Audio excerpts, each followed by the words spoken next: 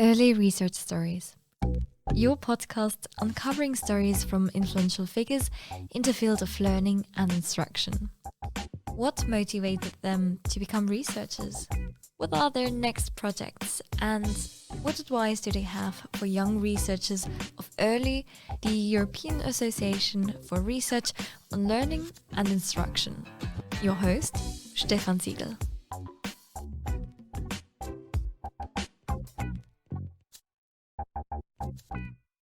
Welcome to episode 7 of the Early Research Stories podcast. I'm happy that you tuned in again. Today's guest is Edith Braun. Edith is full professor for teaching and learning in higher education with a focus on teacher education at the Justus Liebig University in Gießen in Germany. She studied psychology in Marburg and Berlin and completed her doctorate on the Berlin Evaluation Instrument for Self-Evaluated Student Competencies in 2006. She's engaged in several professional associations and founding member of the German Society for Higher Education Research. Edith is currently leading 2 large third-party funded research projects in teacher education. Her research and international publications focus on diverse areas, including performance-based measurement, quality assurance, and development of higher education and teacher education. I'm very pleased to welcome Edith, and I do hope that you enjoy this episode. A warm welcome, Edith. How are you doing and where are you calling from? Hi. So thank you very much for the introduction, for this very kind introduction, and for inviting me as a guest to your podcast. So I'm sitting in Berlin, where I'm based with my family. But as you just said, I'm working at the Justus Liebig University in Gießen. So I'm in 2 different places during the week, but today I'm in Berlin. It's good to have you on this podcast. And as in all episodes, let's begin with the first thematic area. Your personal career means your journey and your motivation for becoming a researcher. Could you tell us, please, how and why you started your academic career? Yes, thank you.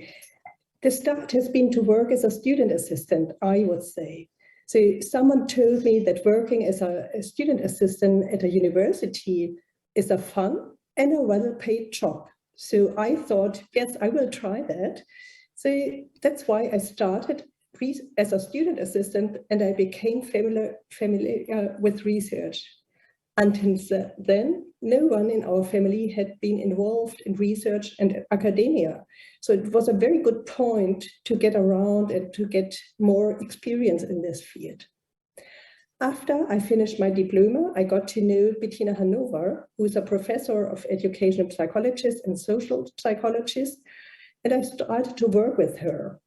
And until then, I never thought I would become an academia or a researcher, but she was the best guide for a career in science and research. So today, I see the time when I was working at a doctoral thesis as a very important and formative phase. But looking back, I have to commit that it was not always a pleasure and it was not a comfort time at that time. At some point, we realize how limited our statements can be and we cannot change the whole world.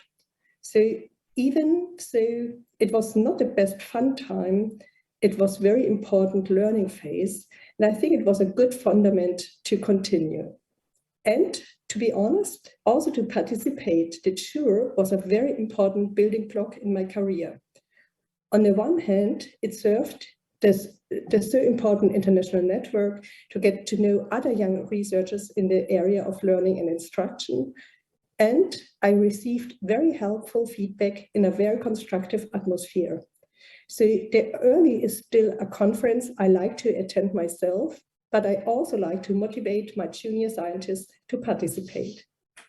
Thank you for your insights there and into your personal journey. When you think of the beginning of your career, what would you say, what is your most memorable early career accomplishment? I just talked about the student assistant, and actually I worked in the area of student assessment on studying and teaching in higher education. And at the same time, I had a second job. I worked with a mathematics teacher in school. So Competency-based teaching was a big topic at that time in school, but nobody was talking about competency acquisition in higher education, even though the Bologna process in Europe was underway. So at that point, I thought it would be good to develop and implement a competency-based evaluation, which I did in my PhD thesis. At that time, I didn't realize how much it would break with tradition to evaluate the teacher. Accordingly, there was a lot of resistance at the first time. But fortunately, the innovative and educational psychological view was seen and honored in academia.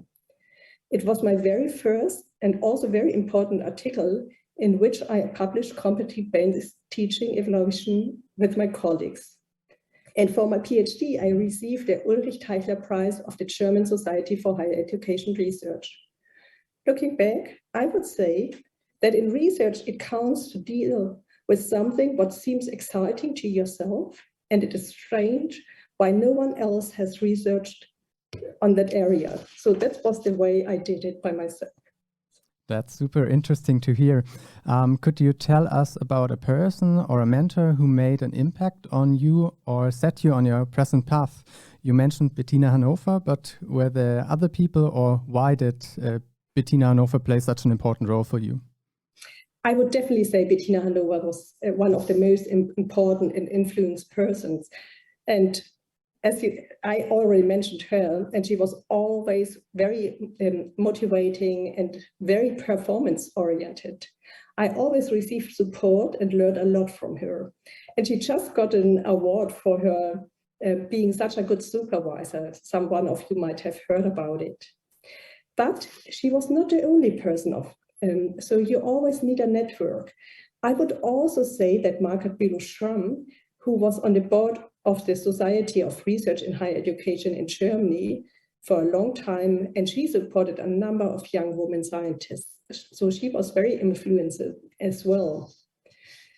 And as I said, I think you mentioned it in your introduction, that we built up the German society. So also being connected with other young researchers in the area of higher education has been very influencing for me. Today, I would say it is very important to have models with whom we as a female researcher can identify. And it is precisely because of these role models that I'm very concerned about promoting other young scientists. Yeah, thank you for your insights here as well. I definitely agree on the part of the role models. Moving on to our second thematic area, the research in your field and future research. What do you think? What have been the major changes in your fields of research since you have been working on it? Mm-hmm. Thank you. That was a good question. I had to think about it, but I started as a researcher in education. But right now, I'm very fascinated by the changes that are taking place in higher education system around the world. So on the one hand, it is fascinating to see that research on teaching and studying, but also research on research and the third part, the governance of higher education systems are converging. So they are really growing together, and there are questions you cannot answer without knowing the other field. And it's becoming clear that there are various components, they are working together.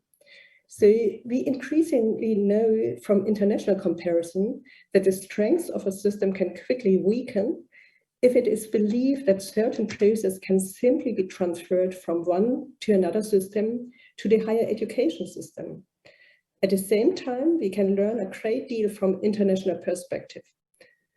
I find it extremely exciting to preserve the strengths of national system and at the same time not to close ourselves off from contemporary changes.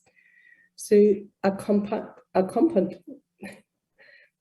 for me to do research and analysis in this area and be aware that never can know everything, but there are other people also working on it, it's a great thing for me. What are you currently working on? What is consuming your time and energy? You already alluded to it. So in general, I would say I split my time between administration, lecturing, and research. And during the semester, I spent most of my time teaching and coordinating teaching, of course. But what I enjoy the most is to discuss the value and the goals of higher education with my team. So at the moment, we compare and combine the contemporary demands of society with a traditional organization of higher education. We are using quantitative and qualitative data, for example, video and interviews we are combining, but also different sources like students and graduates. And we use theory from several references disciplines. So that's what I really enjoy while I'm working. So we just started a project, a Horizon project, where we do the international comparison from different countries. But also we started a bigger project, the so-called Hessian graduate survey, where we all use the same survey to compare graduates with students' perspective and what they are actually doing. That sounds really interesting, but also very demanding. In your opinion, what will be the most important questions you are continuing to work on? What are your next goals regarding your research? So now I'm speaking not from my I'm speaking from my personal view, but I'm talking about questions I cannot meet or analyze by myself. So I think we need a whole community to work.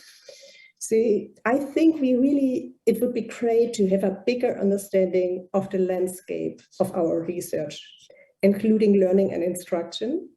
But we need the collaboration between the natural sciences, humanity, and social sciences. And I would like to illustrate this with a few questions. One of my master students, she did research with NETS, which is an infrastructure providing secondary analysis or data for secondary analysis. So while she was doing her analysis, she was asking, or we reached a bigger understanding that using existing data, whether it's big data or from research infrastructure, the research questions are adapted to the data. So there are some questions we cannot analyze with the existing data. So what we do at the moment, and it's not just one PhD or one master, a lot of people using existing infrastructure, and we adapt our questions to the data set and not the other way around. So it's not simple for me. So I think this will shape our research, and I'm not quite happy about it, but I would like to understand it a little bit more. What can education achieve? So we are increasingly facing a growing group of people who trust traditional professional institutions like higher education less. So can we provide an understanding of science or of research through a good long-term education so that research results and reports are understood by more people? Can we afford this? Can education be used to be an answer to these questions? But also normative questions. What is the goal of education? Is education a public good? Is it desirable that we teach and defend human rights and democracy? Is it desirable that education is financed by the state, and so that education is primarily committed to itself without distancing itself from society? Is it legitimate for a large mega corporation to claim to offer education at a higher education level? So these are quite normative questions, and we need empirical, but also a broader theory and a broader understanding to address these questions. So I'm convinced that research in higher education will become even more important than it has been in the last decades. I think these are big questions that we need multiple data sources to answer them adequately. Let's move on to our third thematic area. It is about your involvement in early and potential advice you might have for young researchers. But first, what does being a part of EARLI mean to you, and what are your most memorable experiences when you think about EARLI? Yes, thank you. So I think it's not a surprise that you ask me as an interview partner, because we know each other from EARLI, so I'm attending it quite regularly. So for me, is EARLI one of the most important scientific communities where international experts in education research meet. So I like the multidisciplinary and the high level of knowledge. And unforgettable are the conference dinners, whether on the beach or on a rooftop terrace. So for me, the EARLI is a perfect combination of having a joy, but also to enjoy working. So it's a good balance. That sounds good. Could you give some advice for future higher education researchers? What would be your top tips?